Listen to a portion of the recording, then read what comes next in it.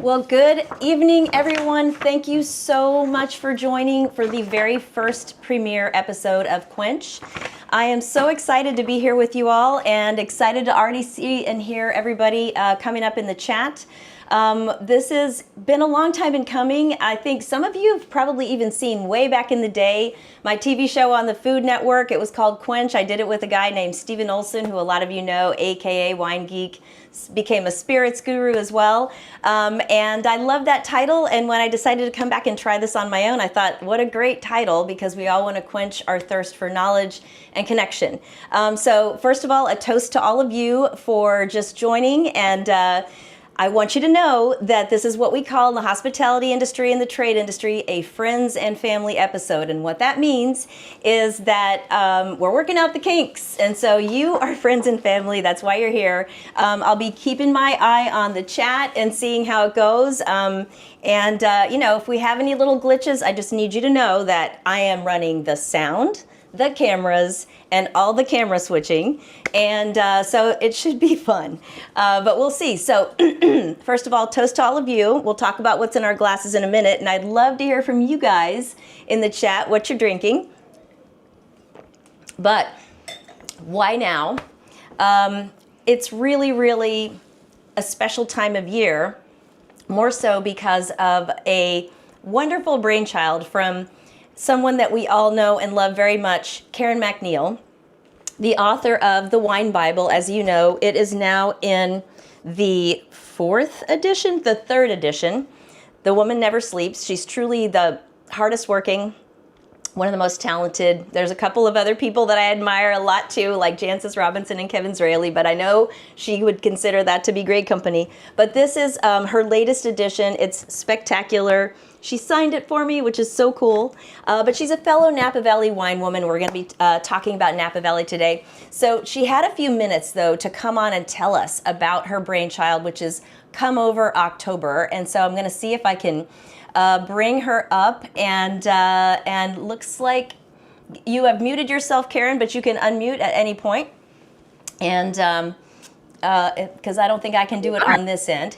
Yay! And there you are. First of all, thank you so much. It is so great to have you here. And actually, I meant to show this scene first, because this is the part that that we're all excited about. Everybody needs to go out and get about, as Emeril Lagasse would say if you were on his show back in the day, go out and get yourself about 10,000 copies before the holidays. But anyway, Karen, talk about Come Over October. A lot of people who are watching this broadcast are on it because of that initiative, and it's something that's really special and exciting. So tell us about it.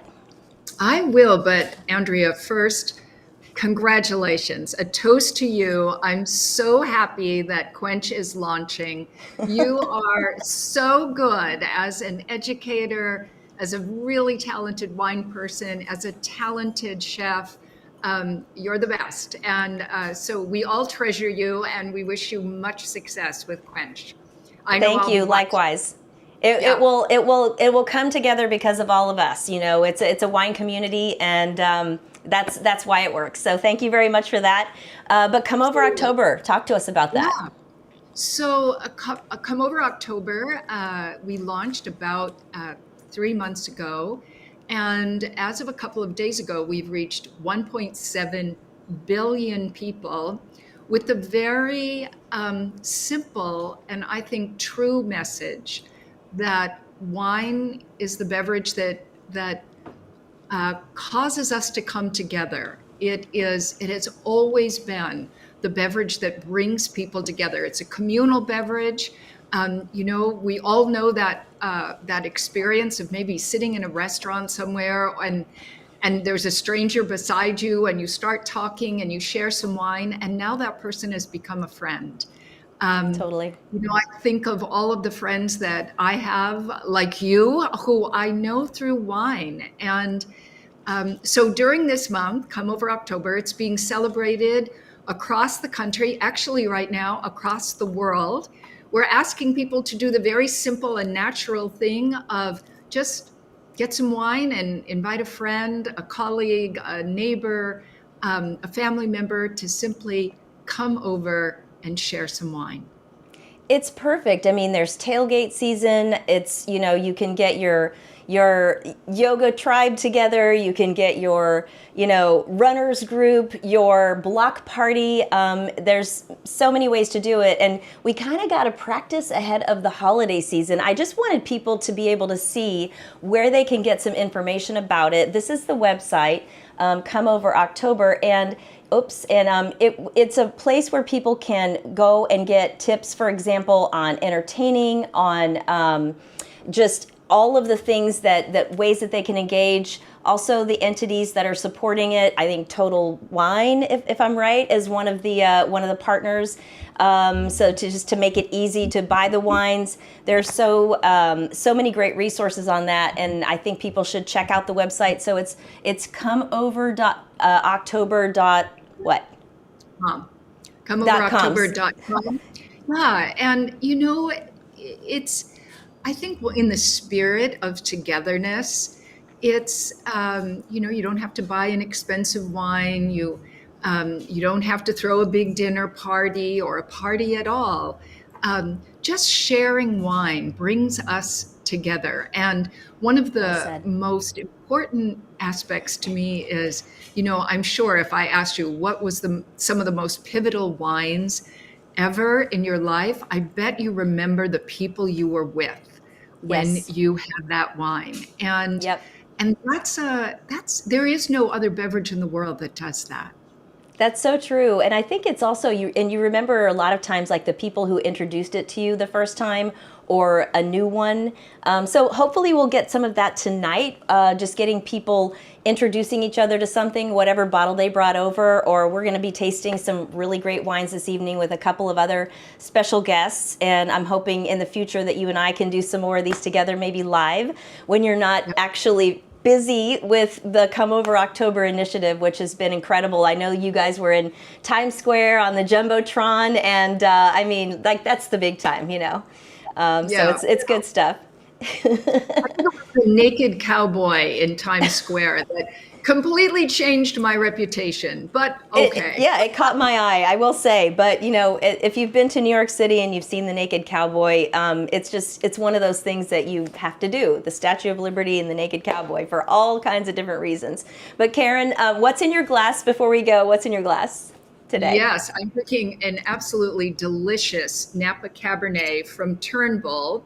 It's their 2021 from Oakville, the little village in the center of Napa Valley. And, you know, it has that perfect majesty and yet richness of great Napa Cab. I am such a lover of Napa Cabernet. And for me, there is, of course, no better wine with roast lamb. I was thinking today that I'm so glad that the fall is here because I'm a fall cook. I love roasting things in the oven. And when roasted meat time's dinner? I know. Cab is in glass. No, that's fantastic. I totally agree. And I'm glad you mentioned Oakville because they actually are coming to New York City next month to do some events for trade and consumers. So go to Oakville Wine Growers if you want to check those out. And Karen, thank you so much. Let's make a date for your oven roasted lamb tonight.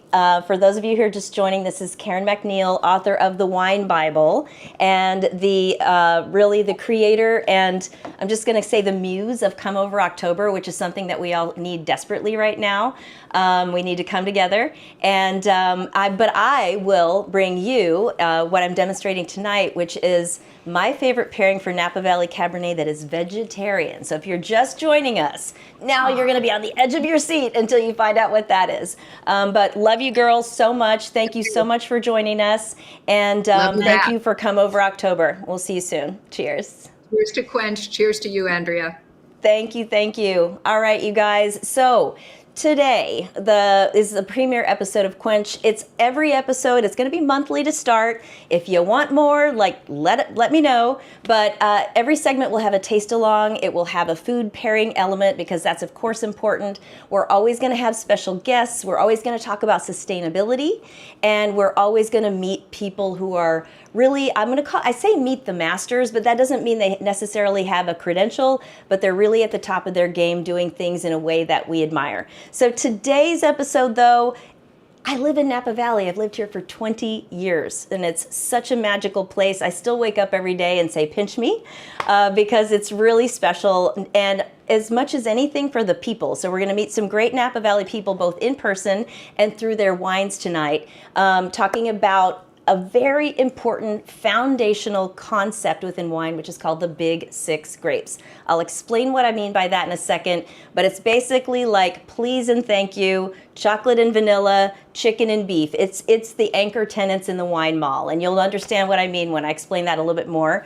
I've already teased the Napa Cab pairing. We're going to be talking with these Next Gen Napa vintners, talking about their sustainability initiatives, because there's so many aspects to it. A lot of people are asking about things like organic, and that's a very, very, very great practice, but it's just one little piece of the puzzle. There's always trade-offs, and there's so many ways that we can hit the sustainability pedal to the metal and make a big difference really fast. So it's really great. You're also going to meet the newest Master Sommelier in the United States, who just passed last month, and he's a Napa neighbor as well. And then I've promised everybody, and thank you so much for writing in to askquench@gmail.com to answer some questions on the air. If I answer your question on the air, we will give you a coupon code to get a complimentary set of the one stemware, a 2-pack set. So you'll be able to just order it for yourself, get a free coupon code. You can gift it to somebody else if you have way too many glasses in your cabinet, but eventually they break, right? Even when they're break resistant. So we'll answer the questions on live on air, and have a little bit of fun with that. And I'm seeing some great, so we've got some Russian River Pinot Noir. We've got lots of really nice comments in the chat. So thank you very much, everybody. That's so cool. Anyway, so let's jump into, though, why the Big Six grapes. And this is a map, really. This tells the whole story right here.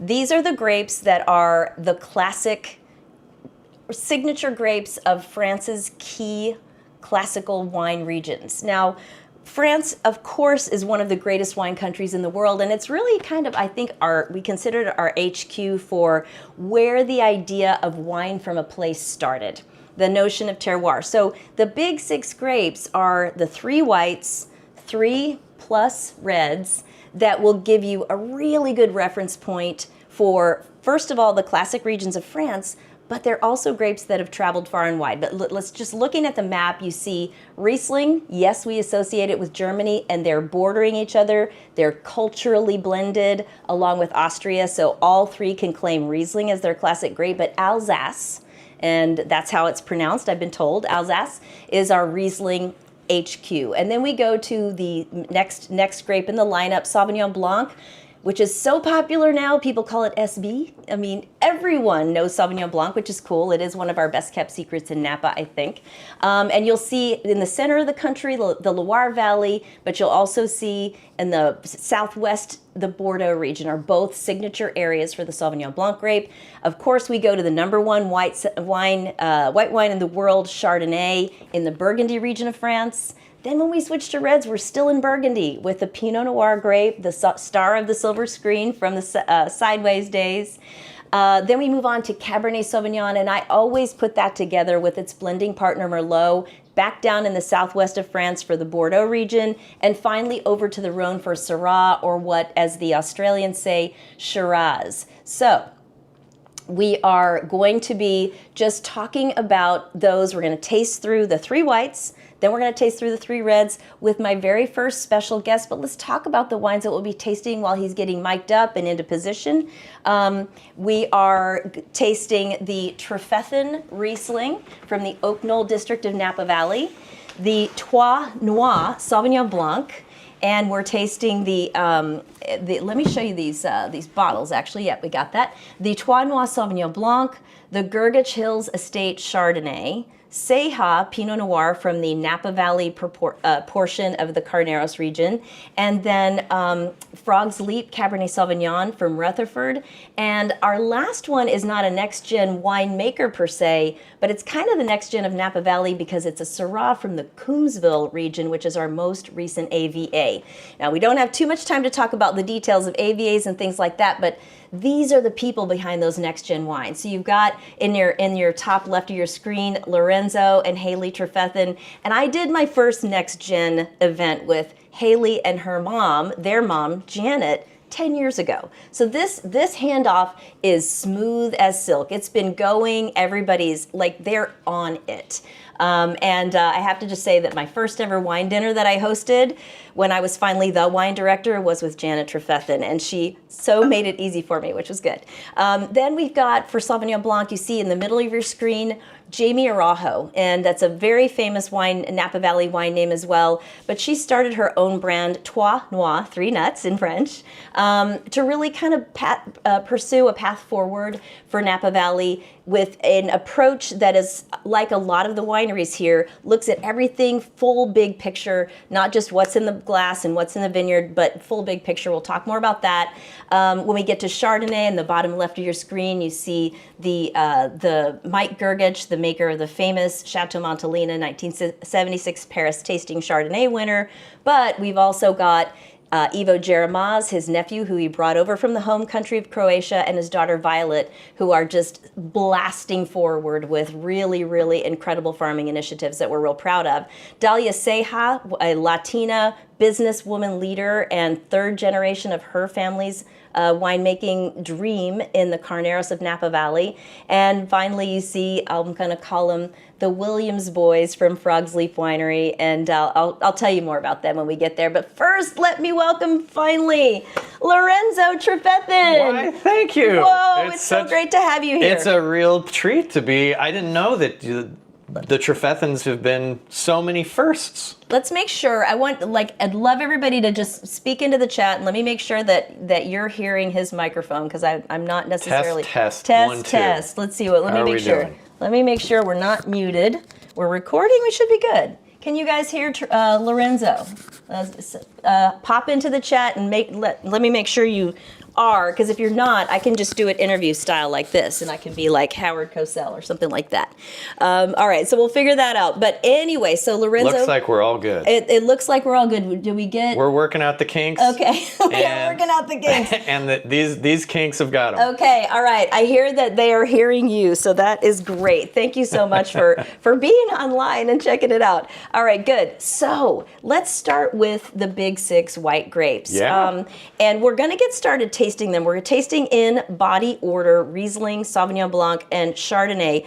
But while we're doing that, let's go ahead and get going. And first of all, thank you. You're so welcome. Thank you for being here. Thank you for bringing me into the kitchen. I mean, I assume we'll be, hosting a whole bunch of people later on. I brought my chef pants, so we'll see. Hold on. Let's do the reality cam right here, because this really is the kitchen, and that's Lisa on the other side of the camera helping out.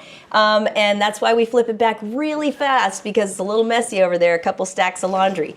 We literally are in the kitchen. So we've got your Riesling, first of all. Our Riesling, and then a bunch of friends. It was great to see all the people on the screen, some of whom I grew up with, and very many wines that I also kind of grew up with. Yeah, and speaking of people growing up here, I did want to tell you that I gave you for your spittoon, because we are tasting 6 wines tonight. These will all keep really well in my refrigerator for days and days and days. If you got a group together and watched this broadcast after the fact, and if you're just joining us, this is Quench, Next Gen Napa, and the Big 6 grapes. You can watch the broadcast after the fact, get all the wines, and get 10 people, 15 people together. You'll finish them, right? And everyone can taste them side by side and share impressions. But I'm giving you the spittoon that Margaret Mondavi gave me, right? And so I just wanted, wow. that is like a treasured. I was planning like a big outtake where everything came off the table and smashed, but now I can't that's do not that. happening. Not happening. Yes, but anyway, so from Calistoga Pottery, another local thing. Amazing. But talk about the Riesling. It's always been a signature of Trefethen. I mean, Chardonnay is really the one that I remember, and Cabernet library wines. Chardonnay put you on the map recently, with but Riesling's always been a calling card of ours. Yeah. And it's just a grape that we've always been in love with. My grandmother was collecting the great wines of Germany way back when, and so we were familiar with, I mean, for the US market, they were mostly sweet. And we make a dry Riesling. So right from the get-go, this wine was illustrative of that transition that you were talking about. Right. We've got these great grapes, but they express themselves differently in different places. And when my parents started making the wine, the first vintage of Riesling was 1974. So we actually just released our 50th vintage of Riesling earlier this year. Whoa. And I've been lucky enough to have some Rieslings from the 70s recently. And you talk about, one of the markers of great grapes, great wines, is their ability to age. And those Rieslings from way back when, while very rare, we don't bring them out very often, are spectacular. They're amazing. I'm just making sure that you have my phone number. I'm on speed dial for the next gig. I'm a Riesling geek, and that's true of most sommeliers. This is so fabulous. It's such a beautiful. It's citrusy, but it's like exotic citrus, like yuzu and Meyer lemon. Plus a lot of stone fruit. A little bit of lime in there too. Nice not stone fruit, and also a lot of that minerality. Absolutely. It's funny when I taste this wine with Germans, they're like, "Are you planting this on slate?" And I'm like, "Well, it's volcanic soil." But it's really just, that the Riesling grape has this beautiful minerality. And I wasn't around yet, but my parents were sitting around, they were making this wine in 74.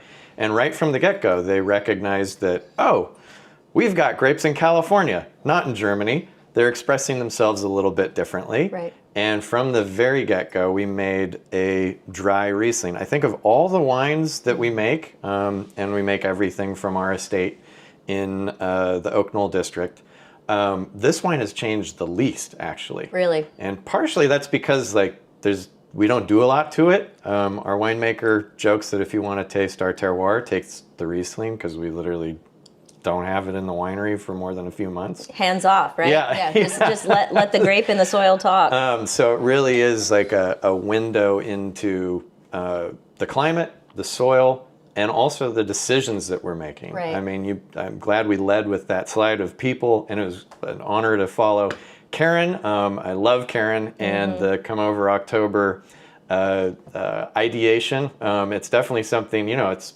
as you say, it's backyard, tailgate weather, kind of wherever you are. October is a beautiful month. We're just finishing up harvest here in the Napa Valley.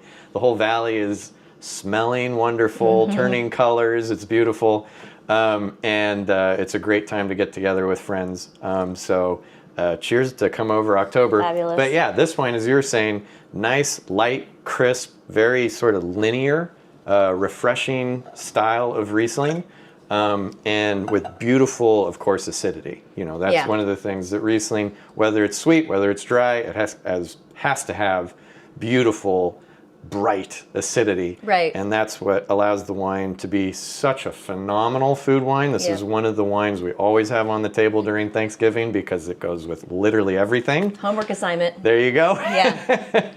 No, and it's true. It's something that Kevin Zraeli, my mentor and a dear friend of the Trefethen family, he actually got Janet to let me stay in the little bungalow on the property in my very first visit to Napa Valley ever.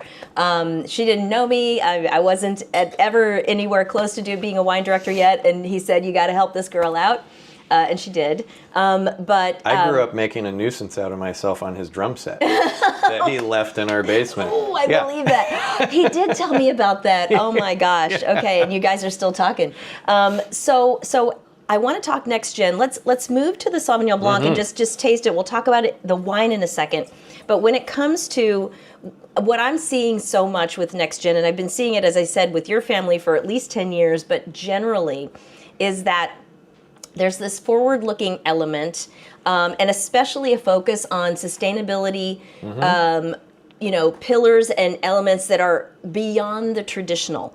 What would you say are some of your, one or two sort of key, we're trying this. We don't know, we do know, but what are you trying that you think is really innovative? I'll highlight maybe two or three, but I'll start with an old one, and just make the point that as a family-owned producer, our intention is to set this place up to make wine, great wine, for generations to come.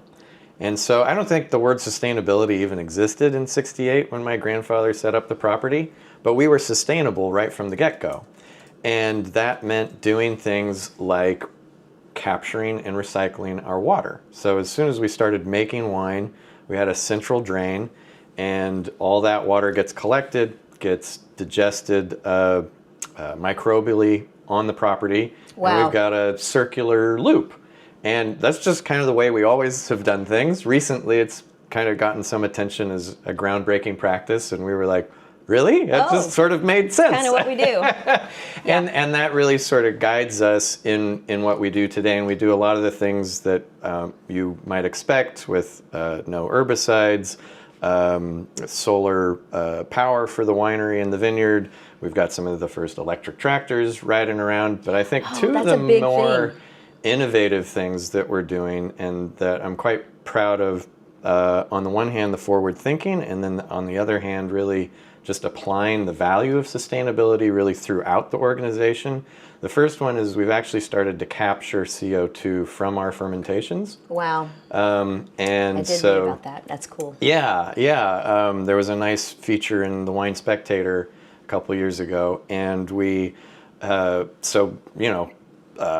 theoretically, we have the potential in the future to become not only carbon neutral but carbon negative by capturing the carbon dioxide off of the fermentation.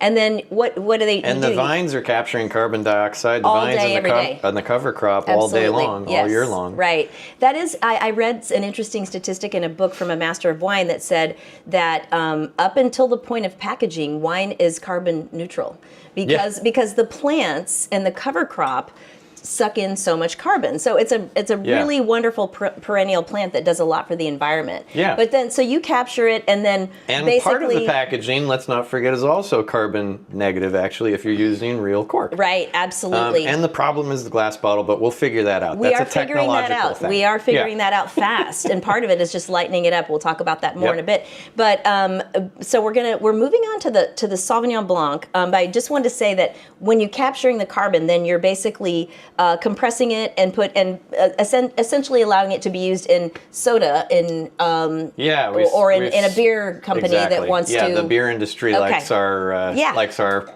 captured carbon dioxide. Apparently, there was a shortage during COVID, and that was about around the time that you started that. Just get a bunch of people together and breathe into a tube, and we'll save the beer industry. There we go. Yeah. Okay. Oh my God. Exactly. As long as we can compress it. Excellent. So we're moving on to the Sauvignon Blanc, and what I want to do is just kind of, and if you're just joining us, first of all, this is Quench premiere episode. Thank you so much for being a part of this. I'm with Lorenzo Trefethen. We launched it in October, really in response to and with the support of Karen Macneil, the great author of the Wine Bible, and who's the muse of the Come Over October campaign that is bringing us all together at a time that we really need to, and celebrating the role that wine plays in that and has for 8,000 years, something like that, in humanity. But as we're talking about our big taste-along topic is the big 6 grapes. So it's the 3 whites and 3 reds that are classic to the French classic regions, where if you know them, you understand a lot about core wine styles, but they are also the grapes that have traveled well, in this case to Napa Valley. We're celebrating Next Gen of Napa with Lorenzo Trefethen, and they are showcasing how adaptable they are to making world-class examples outside of their French home regions. But also when you taste the big 6 grapes, I love my little graphic here. As you taste them in order for whites, Riesling, Sauvignon Blanc, and Chardonnay, you get to look at the progression of body style, right? And so that's a big deal, because we want, if somebody says, I'm having filet of sole, it's probably a lighter dish than steak au poivre. That immediately helps us with wine pairing, or it just may help you with your taste. Then the other thing that we look at with it is as we taste through the big 6 grapes, we can talk about the fruit on a spectrum too. And people oftentimes, they say like, wait a minute, like, why don't we call wine grapey? Because I just showed you the fruit spectrum of lean and tangy to lush and exotic, and there were no grapes on there.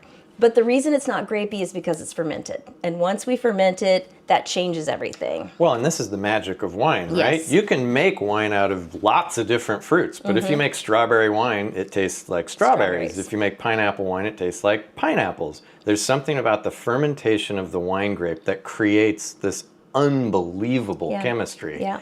And the reason that you get, on your chart, the pears and the apples and the pineapples as well, is because the chemicals that give those fruits flavor, flavor, they appear in a glass of wine. There's nothing more complex in the world, chemically speaking, than a glass of wine. Exactly, which is so cool. I mean, other than people, maybe we're pretty complex, for better or worse. Our chemistry, I don't know. But yeah. Exactly. But so we move on in both body. We're moving up the scale. So I consider Riesling to be overall a lighter bodied grape, but it has so much flavor concentration. So you're never, and this is what blew me away about that. It's like so much flavor packed into this little delicate package. Now we're moving though to the Sauvignon Blanc grape, moving up the scale in terms of body. Generally speaking, you can always find a lighter one somewhere, but it's a good reference point, right? So Sauvignon Blanc, this is from Trois Noix. All right, so 3 nuts in French, and I'll just grab the bottle. I'm glad to see another Oak Knoll District wine in the lineup. It's so cool. And so Jamie Araujo, daughter of Bart and Daphne, who purchased the Isley Vineyard many years ago. My aunt and uncle's vineyard. Yeah. My gosh. I tell Auntie you. Baba. It's a very small community here in Napa. Yeah. Okay, this is really cool. I didn't even realize that. But anyway, they created the Araujo brand, and which was extremely, extremely important in the Napa Valley. Partly based on, and mostly probably based on the fame of that vineyard. They now have a different project in Rutherford. Accendo. Anyway, her parents do, but Jamie's project is called Trois Noix, and is really designed to be that welcome mat to Napa Valley because the wines are unbelievably classic to the grape variety, extremely delicious and well made, but they're also super affordable. And her big commitment is the idea that wine can really be a force for positive change.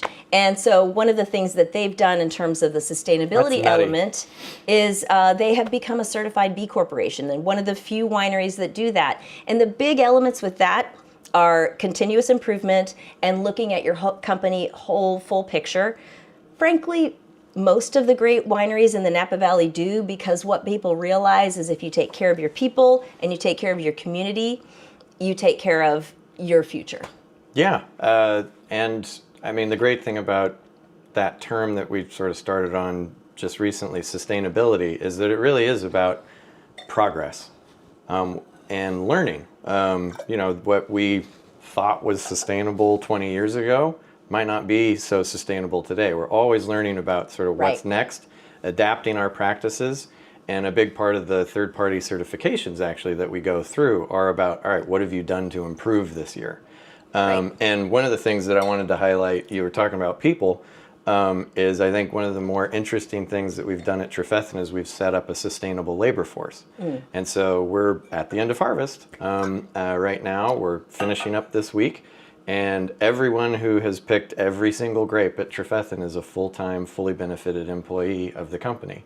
And that's rather unique. It is rather unique. It's unbelievably unique. It's a huge commitment, and it takes a lot of thoughtfulness, cross-training, and really being able to figure out like how can we purpose across different disciplines so that the person who works in the vineyards can then do the post-harvest work and then throughout the other parts of the season. This wine is absolutely textbook Sauvignon Blanc, Trois Noix Sauvignon Blanc. It is what to me, I get lemongrass, verbena. You always talk about sort of those green citruses like lime, key lime. Mm-hmm. And the Kiwi's favorite, gooseberry, Yeah. which nobody in the U.S. knows what that is. Right. But yeah. Yeah, you do have to go to the Southern Hemisphere to have a gooseberry. Other than gooseberry jam, I think you can find it like Right. a couple of stores. Right. But it again has that like piercing acidity. Yeah.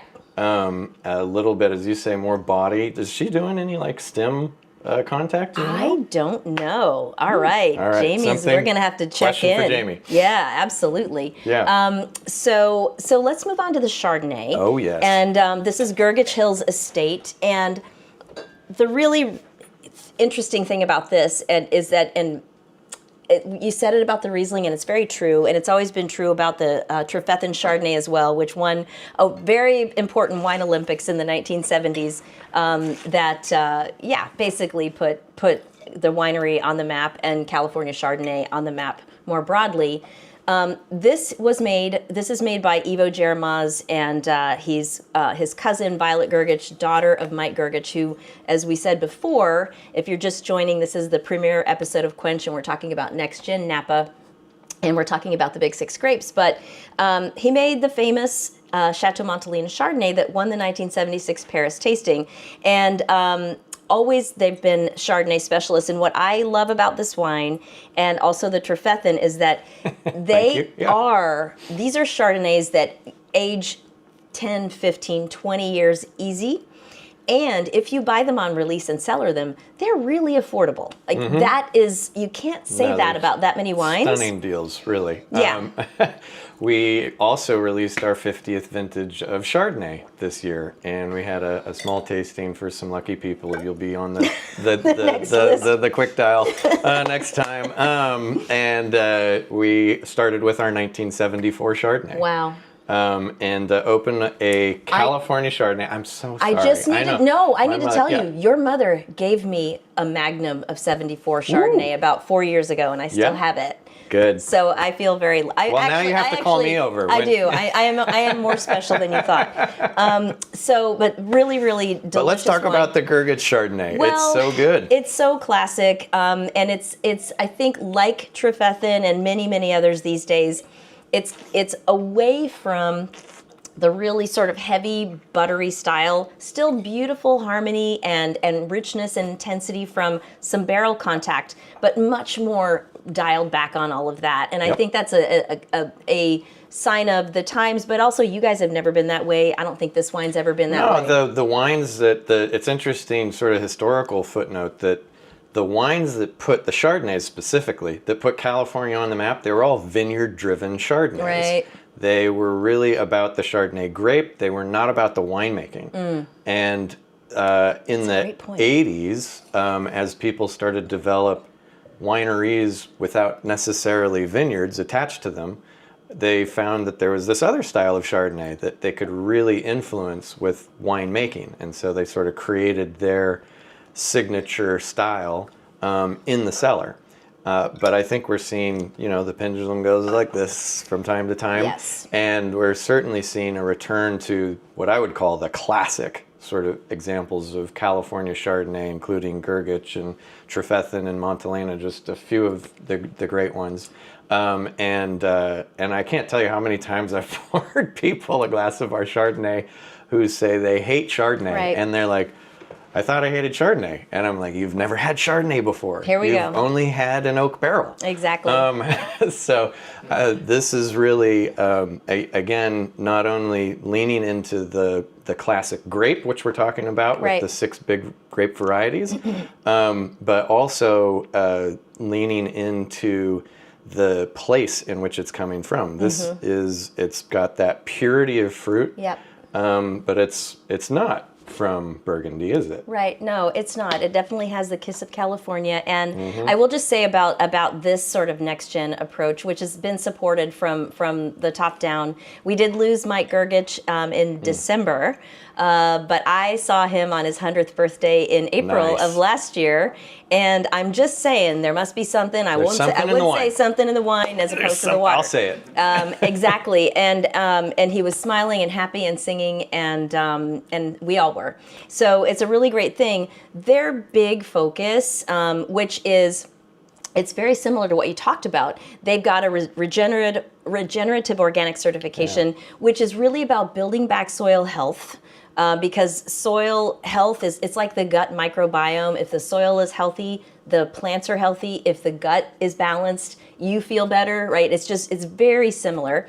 But it also has, like you've talked about, elements of stakeholder equity with the employees, and so everyone's part of the team, and wage equity and all these things that are so important to keeping a long-term healthy business and a long-term healthy community, which is really, Napa Valley is, the two are together, which is what I love about it. So now we have to do something terrible, which is make room in our glasses for the reds, because we're going to taste through those really quickly. And while we're doing that, I just want to show you, because it's the same thing. We talked about body style before. We're going to talk about, with the red wines, the same thing, a red wine fruit spectrum. So you're going to have lean and tangy things like cranberries, pomegranates, and then you're going to have juicy and mouth-watering stuff in the middle, and you're going to have lush and exotic, dark black fruits like figs, blackberries, blueberries, things like that. And I am the sommelier, and meanwhile, look, here is it's in our blood here in Napa. Lorenzo, you can't help, but this was my first job. Thank you. Go around and serve everybody. Top up the glasses and make it happen. Exactly. So this is label out. Yeah. Exactly. Well done. Oh, well done. So this is we're starting with Ceja Vineyards Pinot Noir, and I talked about Dalia Ceja. I love this story because the family came to the United States in the 1960s. Amelia, Dalia's mother, talks about firecracker. Yes, she's a total firecracker. She's the president of the winery. She talks about being in the truck with her dad after school as a schoolgirl, delivering grapes to the great maestro of wine, Andrei Chelichev, who Gergich worked for. So many great people worked for. Yeah, and he really or sought his advice on something. He brought so much French know-how. He was not French, but he studied in France. So the Ceja Pinot Noir, we start again light to medium to full. Pinot Noir, you can see through it. I call Pinot Noir like silk pajamas for your tongue, because the texture of Pinot Noir is super, super silky and satiny. And so what do you think about this one?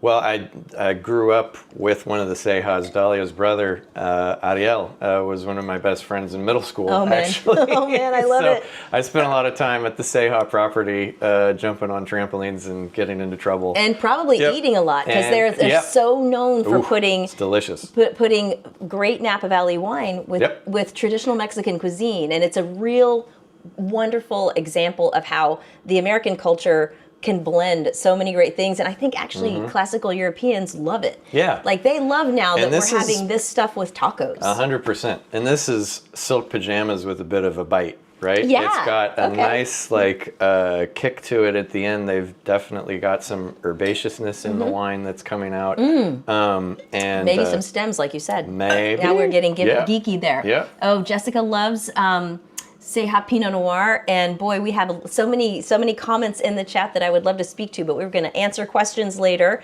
That is, and actually the bite is probably what makes it such a really good food partner. The acid, of course, always does. If you think about every condiment that's in your refrigerator, it's either got acid or salt or both in it, right? So acid is really the secret sauce that wine brings to the table and pops the flavor of food.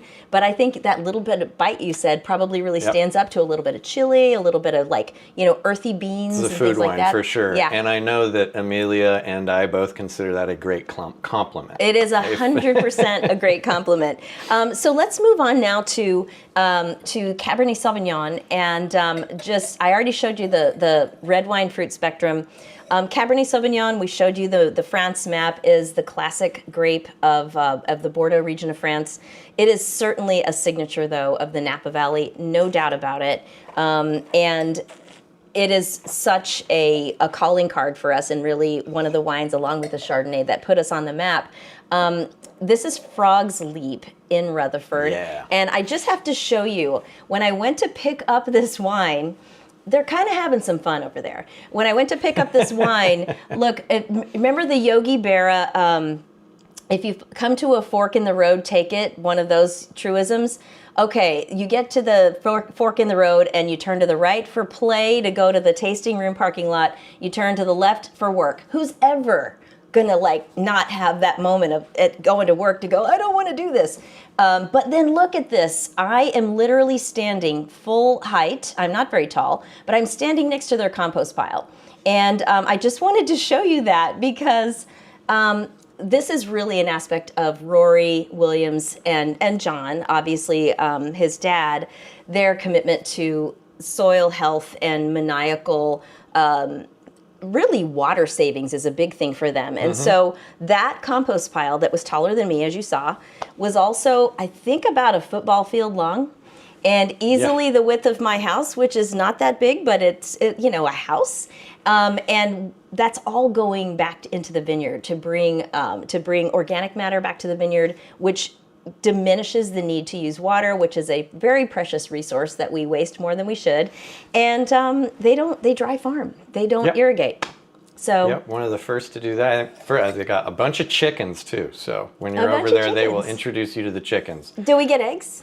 I don't know if you get eggs. They get lots of eggs. Okay, but yeah. I'll have to work on that. Okay. We should get eggs. So we're moving up the scale in body style with our Big Six grapes. We're going from Pinot Noir, which is the Burgundy grape, but it's also, of course, the signature of many parts of other parts of the world, notably Carneros, which was where Ceja is from. We're now in Rutherford, really kind of that central valley area, central of the Napa Valley area. How dare you? Yes. Sorry. The mid valley area for Cabernet Sauvignon, mid and upper.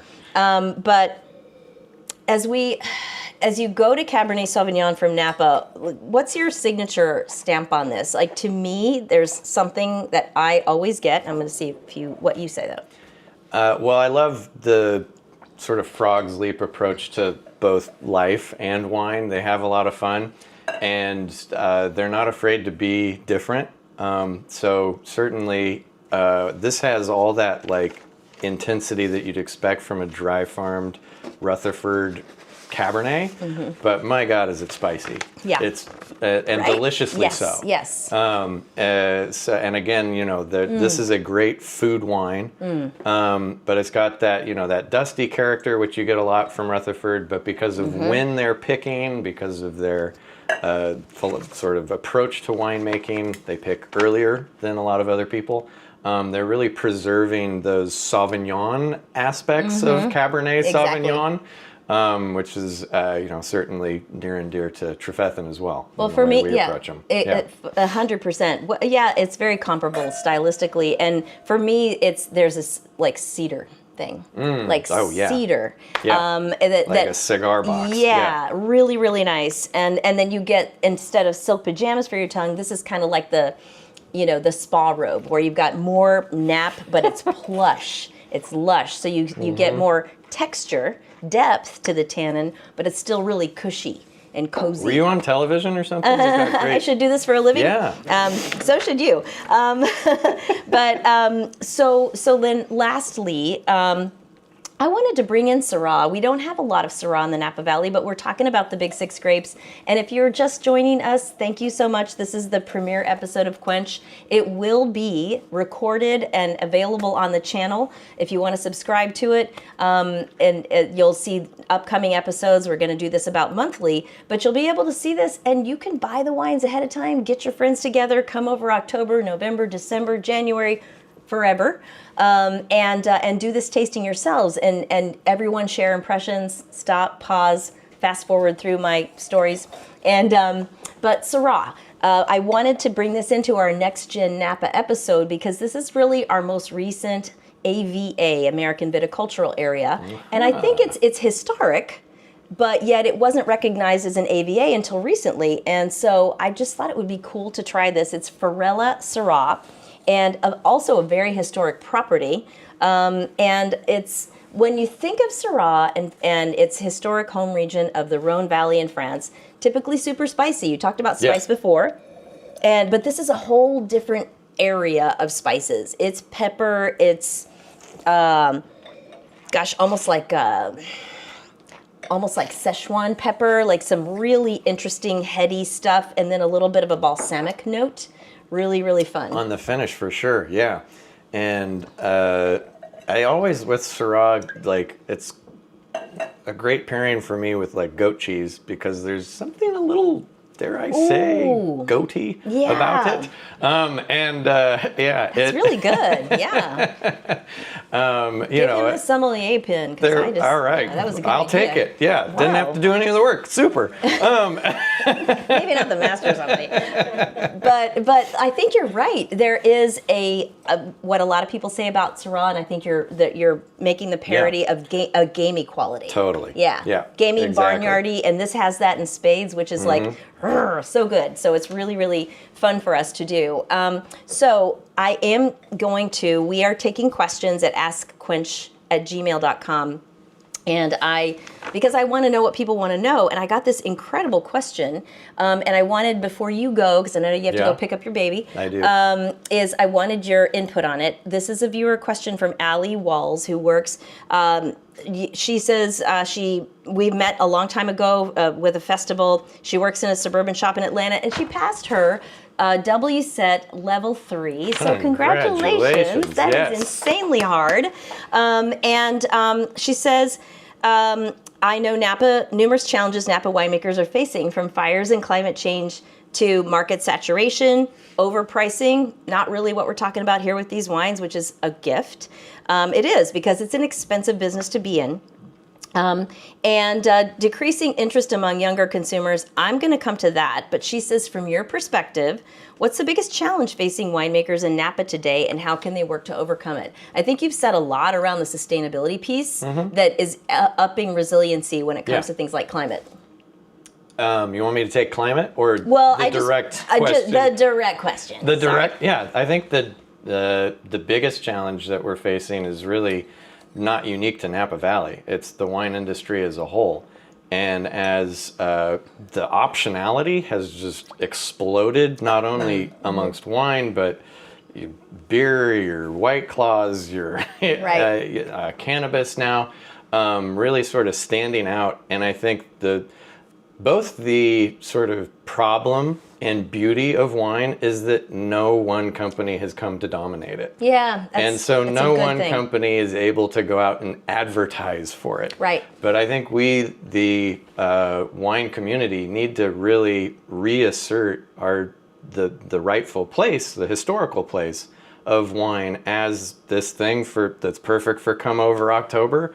We don't really bottle this in like single serving. I mean, some people do now, but that's a social bottling. Right. Like you don't get, maybe you do. No judgment. Meant to be shared. But meant to be shared. Yes. And meant to be shared in a specific way. Yeah. I mean, we've been talking about food wines, right?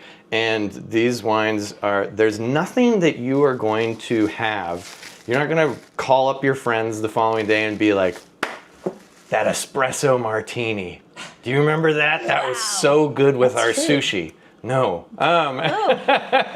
There's only a bottle of wine, and particularly a great bottle of wine, one that can stand the test of time, pair with food, and has something unique, right? No one's been able to dominate the wine industry because, unlike basically everything else, grapes planted on one side of the hill are going to taste different, very different, than grapes planted on the other side of the hill. And we love that variety. That also means that it's hard to get like everybody together to go out and say, remember wine? We do this thing where we come together, we eat food, it improves the food, and it brings us closer together with our friends as a culture. And so I think that's the challenge in front of us, is just to really go out and remind everybody of what wine has done for us as a society and its place in civilization, really. I love it. For 8,000 years, I'm just going to remind people. I can't improve on that, except that since you said you're not going to talk about your espresso martini. Are you allergic to cheese or anything? I'm allergic to nothing at all. Okay. Then I promised the best pairing with Napa Valley Cabernet being vegetarian.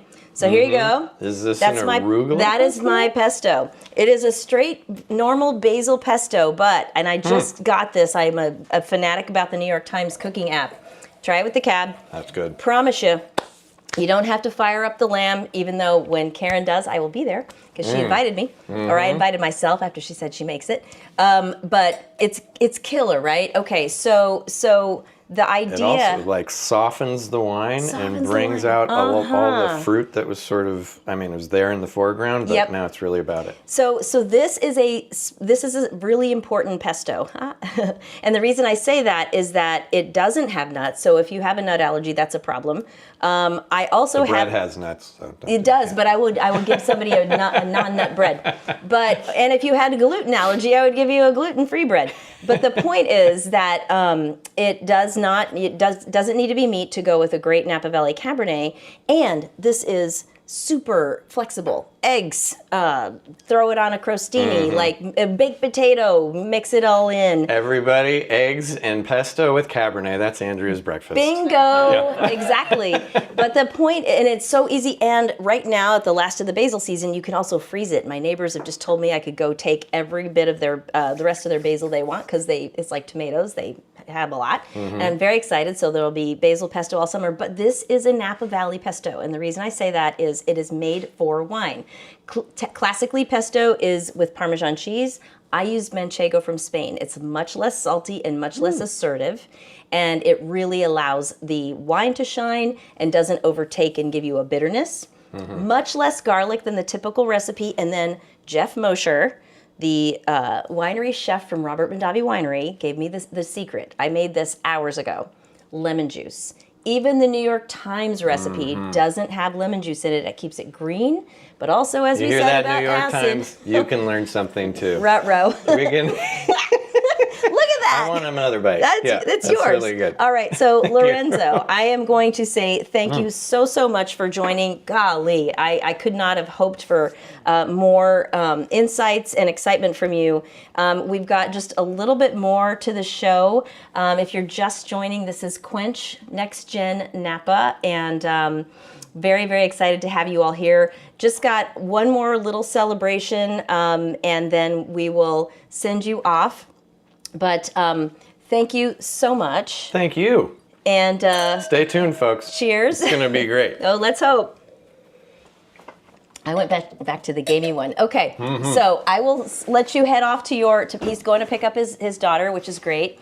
And let me just give a quick summary of the Big Six grapes. I promise you we will put this on the website, because if you're looking at this on your phone, it's a little bit of an eye chart. But I want you to see this beautiful graphic that my beautiful, gorgeous friend Julie did that summarizes it all. So if you look there, you see the whites and the reds. You see they're arranged by body style, by fruit profile, by the original regions to which they are attached. And then you can come on around whenever you're ready. And as well as the new emerging regions where they are really, really strong. And the only thing that I'm sad about that I failed with, because it's not the graphic artist, it's the proofreader, which is me, I did not put Australia in Syrah/Shiraz. And if there's there is such a signature to Australian Shiraz that we need it. So we are now going to switch back to welcoming the newest American Master Sommelier. I was so tempted to put his picture from his Instagram feed with his little daughter in there, because this is Myles Trapp, who passed his Master Sommelier just last month. What was happening with your daughter at the time? She was just turning... She was turning 1. Okay, all right. First birthday. They did not ask you when they scheduled the Master Sommelier exam her birth date. So so I was there at that exam, and I just have to say he levitated. It was really, really exciting to watch, and I know that tension, I know that intensity, and I just want to congratulate you so much. I also want to stop and take a drink of water, because I always say a glass of water for every glass of wine, and I've had probably at least 2 or 3 ounces, so I'm ready to go. Cheers. So we'll cheers with that. But what we're going to do here is get people ready for something. We always like to give a little bit of news. We're going to get people ready for hashtag Champagne Day, which is coming up on October 25th. And I just want to say, what is champagne and what is not? What is champagne and what is it not? Mm-hmm. Well, I think most of us would agree that champagne is we call it traditional method sparkling wine. So it does a second fermentation in the bottle. And it's just a very special type of sparkling wine because of where it's from. It's from a really fascinating part of France, which was once covered by a prehistoric ocean.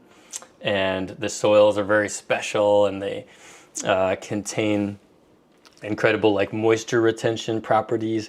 So the grapes are able to ripen to just the right amount for fruitiness, but then also keep this incredible brightness, freshness, what we call minerality, and so they're just unparalleled from any other sparkling wines in the world. Pretty much, I love champagne. But so a region and a wine named for the region, and Yes. I think that's what the French love, the fact that we're their number one export market of champagne. They probably hate the fact that we use champagne as a generic word for wine with bubbles in it. So let's all raise our right hand right now. I solemnly swear. solemnly swear, I will never use the word champagne. never.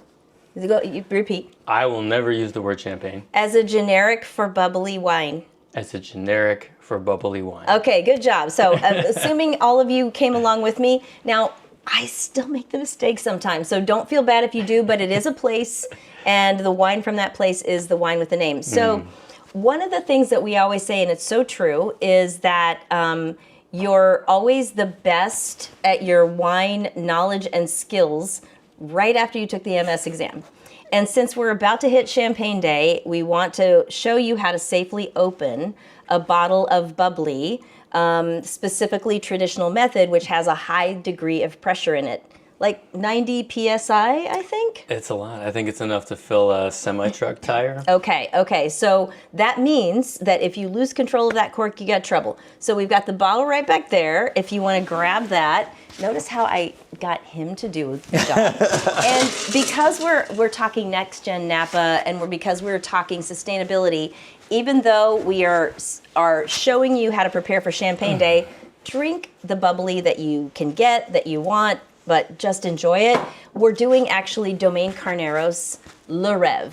And I want to thank them because they were so kind to provide this bottle for Myles. Le Rêve in French means the dream.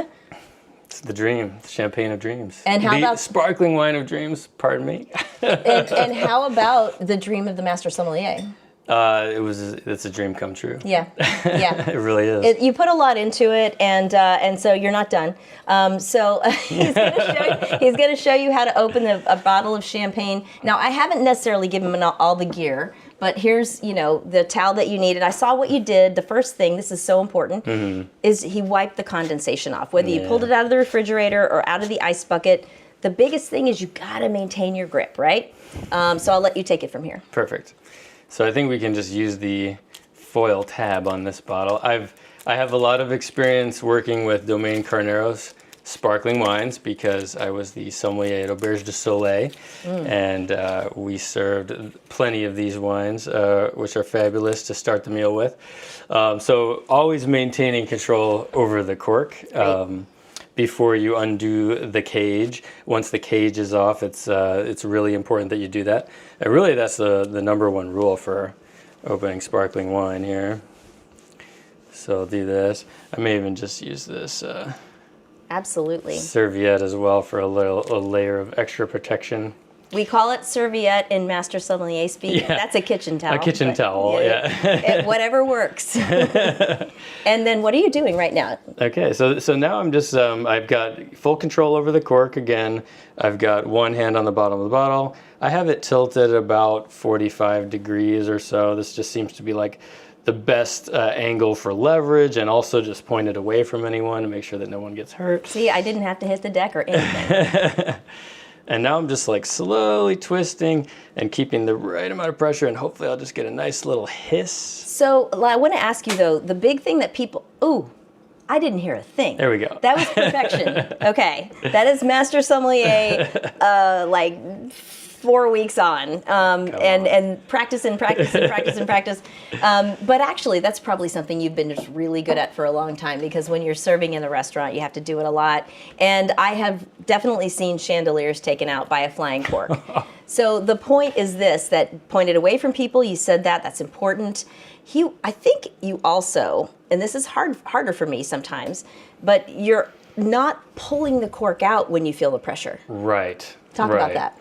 So yeah, that's really an interesting. In a lot of ways, the best way to practice opening sparkling wine is just to do a lot of opening sparkling wine. Oh, darn. Practicing, right? So I hope you enjoy drinking sparkling wine and champagne. Get your friends together. But I would say that you almost want to focus less on pulling the cork out of the bottle and more like taking the bottle slowly off of the cork. Yeah. That's sort of the way that I almost try to think holding about it. in until you feel like you have control. Yes, yeah, exactly. Kind of like keeping the right amount of pressure. You're trying to keep those two things together because they want to separate. Yes, exactly, exactly. So you're just trying to make that a nice, clean, smooth motion. And so now we haven't tasted it yet. So what are you tasting for? Or first of all, you're just going to check it and see, is it okay? Just as good as I remember. Better than okay. Yeah. All right, I'm going to do this. Yeah, too. absolutely. So yeah, it's clean and correct. There's no flaws with this wine. What might we be looking for? Well, when we're looking to see whether the wine's healthy and correct, I always check to see if there's a vibrant fruit quality to the wine. Yeah, right. And whether there are notes of, flowers and maybe some spices, maybe some, with champagne in particular or traditional method sparkling wines, I usually look for a little bit of this kind of bakery scents, like brioche, baked bread, croissant, pastry crust. Walking past the bakery right at the right time in the morning. Walking into the boulangerie to get your croissant, your café croissant. Fantastic. Oh, I love that nose. And this is another thing that I think is cool about Napa Valley is that the classic French wineries recognized our potential early, and so this is owned by the Taittinger family, a classic champagne producer, who recognized, wow, there's a lot going on with Napa Valley, and we want to be there. And what I also want to mention, because we've been talking about sustainability, is they've done a huge initiative with electric. They have one of the solar. They have one of the largest solar arrays in the wine world. Wow. And also a big battery collection on site so that if power goes out, they still have power. But also, it's not just about organic or things like that. They have initiated a packaging recycling and upcycling. So when they open bottles in the winery, and they reuse the cases. That's amazing. It's kind of a duh, but it takes a little extra work, but everyone's on board with it. The whole team's on board with it, and that just only scratches the surface. So I really encourage you to check out their website and see all the stuff that they've committed to. I didn't taste it yet. How is it? It's very good. Wait, I blew it. I was supposed to toast you first. Let's cheers. To your Master Sommelier Thank you, success. Andrea. I'm so excited. That's just cheers so great. to episode 1 of Quench. Wow, this is such an honor to be here. Big deal. Yeah. I know, it's a boy, and everyone's like, wow, I didn't. She's really doing a lot of things at once, and probably none of them well. But nevertheless, I want to thank all of you for joining, and I really appreciate all of the. I really appreciate all the comments. Somebody said, skip the sabrage, that means sabering. Yeah. No, we're not going to be sabering. It's like, I've seen too many bad things happen with that. It's Napoleon, it should stop with him.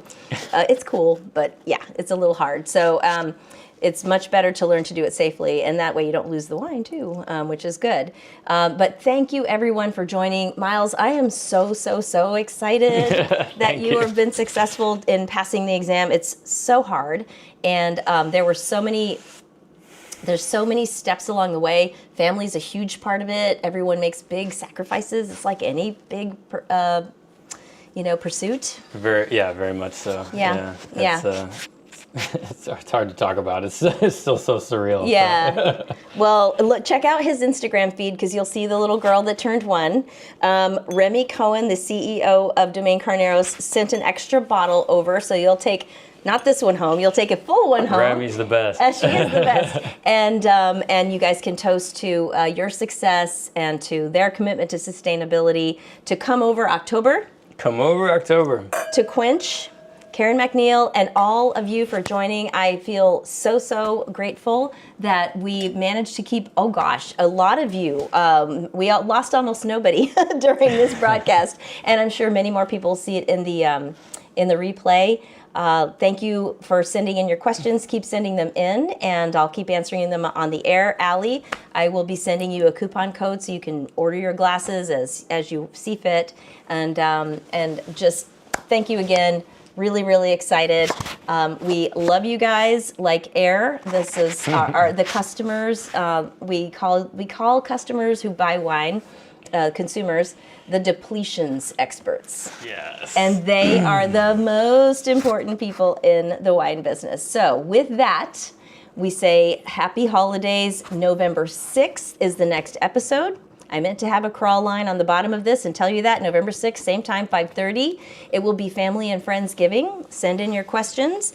No matter what happens between now and then, we will all need to get together on Wednesday, November 6th. So love you guys, and thank you so much. And please take care of yourselves, and just remember to take care of each other too. Bye.